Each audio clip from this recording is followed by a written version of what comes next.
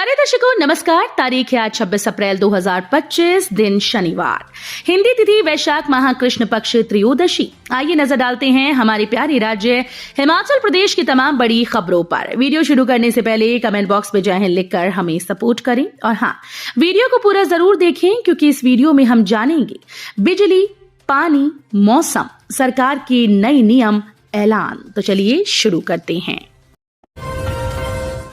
हिमाचल में सहकारी समितियां होंगी ऑनलाइन।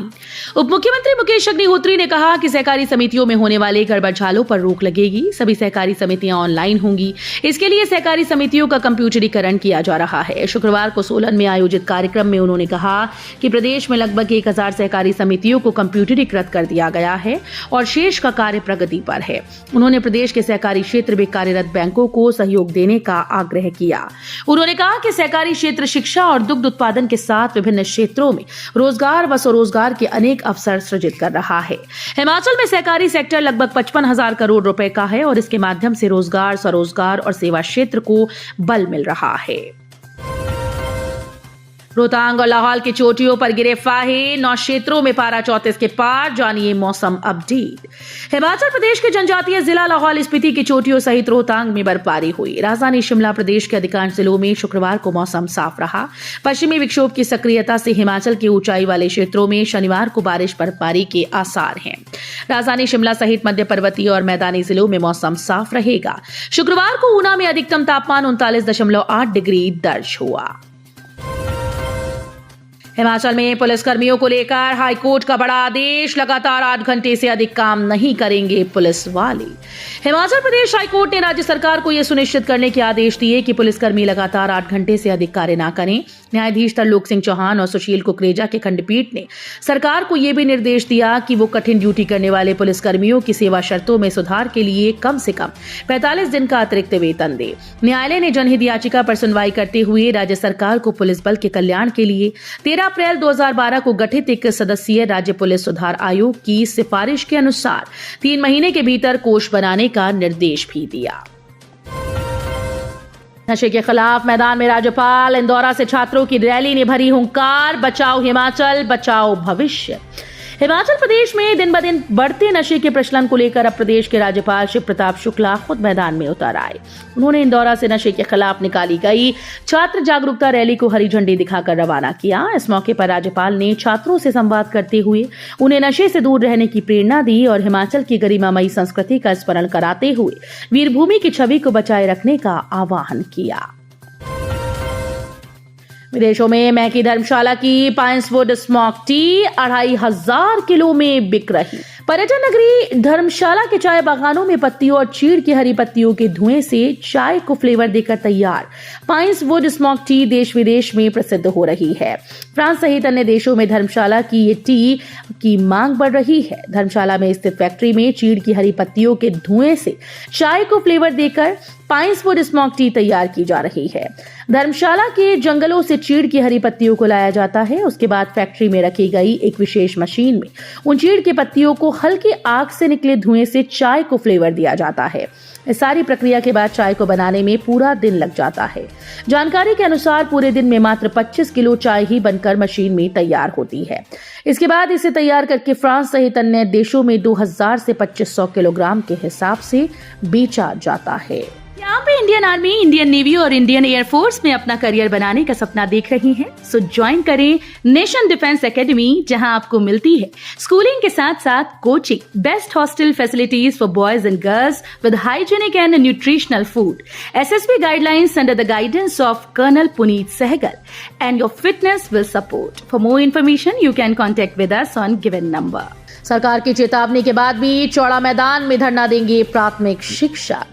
सरकार की ओर से चेतावनी जारी करने के बाद भी राजकीय प्राथमिक शिक्षक संघ 26 अप्रैल को धरना प्रदर्शन करेगा। संघ के पदाधिकारियों का कहना है कि वे अपने हक और छात्रों का भविष्य सुरक्षित करने के लिए लड़ रहे हैं। संघ के पदाधिकारियों का कहना है कि वे सरकार से डरने वाले नहीं, सरकार की ओर से की जाने वाली कानूनी कार्रवाई के लिए वो तैयार हैं। संघ के प्रदेश अध्यक्ष जगदीश शर्मा ने प्रेस वार्ता में कहा कि शनिवार को भारी संख्या में प्राथमिक शिक्षक चौड़ा मैदान में धरना देंगे। कृषि क्षेत्र के विकास के लिए रिमोट सेंसिंग की भूमिका महत्वपूर्ण, प्रोफेसर चंद्र कुमार बोली। कृषि मंत्री प्रोफेसर चंद्र कुमार ने कहा कि वर्तमान में कृषि क्षेत्र में नवीन तकनीक का उपयोग बहुत महत्वपूर्ण है। उन्होंने कहा कि रिमोट सेंसिंग तकनीक के माध्यम से मौसम के साथ साथ अन्य महत्वपूर्ण जानकारियां प्राप्त कर सकते हैं। इसके माध्यम से विभिन्न प्रकार की समस्याओं का दक्षतापूर्वक समाधान सुनिश्चित किया जा सकता है। धर्मशाला के पूर्व एसडीएम ने मुख्य सचिव को भेजा इस्तीफा, कहा मैं दूसरा विमल नेगी नहीं बनना चाहता। हिमाचल प्रदेश प्रशासनिक सेवा के वरिष्ठ अधिकारी और धर्मशाला के पूर्व एसडीएम संजीव भोट ने प्रदेश के मुख्य सचिव को अपना इस्तीफा भेज दिया है। इस्तीफे में उन्होंने प्रशासन पर गंभीर आरोप लगाते हुए कहा कि बीते 2 वर्षों में बार-बार तबादले कर उन्हें मानसिक रूप से प्रताड़ित किया गया। उन्होंने स्पष्ट कहा कि वो दूसरा विमल नेगी नहीं बनना चाहते। संजीव भोट का कहना है कि उन्होंने ईमानदारी और निष्ठा से काम किया, लेकिन इसके बावजूद उन्हें बिना किसी स्पष्ट कारण के बार-बार इधर-उधर भेजा गया। जम्मू कश्मीर में हमला और मांग रहे हिमाचल के सीएम का इस्तीफा, झारखंड के मंत्री सुदिव्य सोनू ने अब बताई वजह।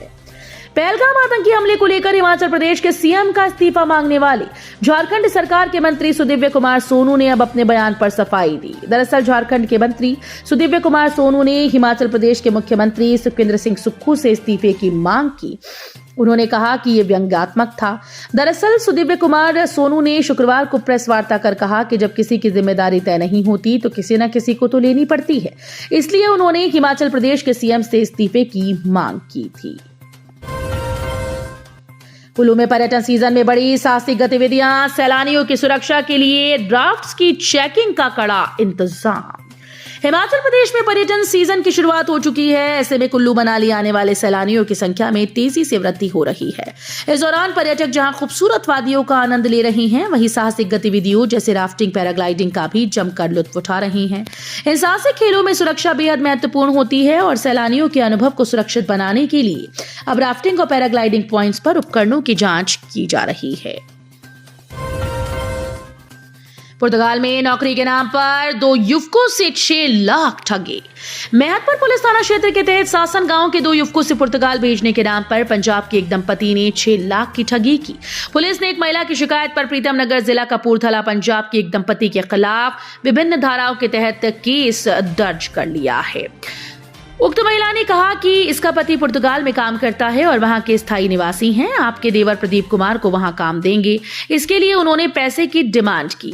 इसके बाद उक्त लोगों ने सासन में ही स्थित इनके रिश्तेदार मीना रानी को भी झांसे में ले लिया और मीना के बेटे को भी विदेश भेजने की बात कही। अपनी शिकायत में पल्लवी निवासी सासन ने ये बात बताई है। 2 चरस तस्करों को 10-10 साल की कैद व लाखों का जुर्माना। अतिरिक्त जिला व सत्र न्यायाधीश और स्पेशल जज दीते चंबा मोहित बंसल की अदालत ने लाल हुसैन पुत्र उमरदीन निवासी गांव साहलुई डाकघर कीड़ी तहसील एवं जिला चंबा और मनोज कुमार पुत्र केवल किशन निवासी मीरपुर कॉलोनी पठानकोट को चरस तस्करी के आरोप में दोषी करार देते हुए 10-10 साल की कैद सजा सुनाई। इसके अलावा 1-1 लाख रुपए का जुर्माना भी तय किया। पंडो डैम के पास दर्दनाक हादसा, दूल्हे के भाई भाभी व 8 माह की भतीजी समेत 5 लोगों की मौत। मंडी जिले में शुक्रवार को एक दर्दनाक सड़क हादसे ने शादी की खुशियों को पल भर में मातम में बदल दिया। पंडो खोला नाला संपर्क मार्ग से कौल चौकार के पंडो डैम के खाली भूमि पर गिरने से 5 बारातियों की मौत हो गई। मृतकों में दूल्हे का भाई भाभी, 8 महीने की भतीजी व अन्य रिश्तेदार शामिल हैं। हादसा इतना भयानक था कि कार पूरी तरह से क्षतिग्रस्त हो गई। इससे कार सवार सभी 5 लोगों की मौके पर मौत हुई। स्थानीय लोगों के द्वारा हादसे की सूचना मिलते ही एसडीआरएफ और पुलिस की टीम मौके पर पहुंची। डैम के किनारे पर कार के गिरने की सूचना के बाद राहत और बचाव कार्य शुरू कर दिया गया। टीम ने नाव के माध्यम से घटनास्थल तक पहुंचकर शवों को निकाला। तो ये थी आज की फटाफट खबरें। हम मिलेंगे अगले बुलेटिन में, तब तक के लिए धन्यवाद। जय हिंद।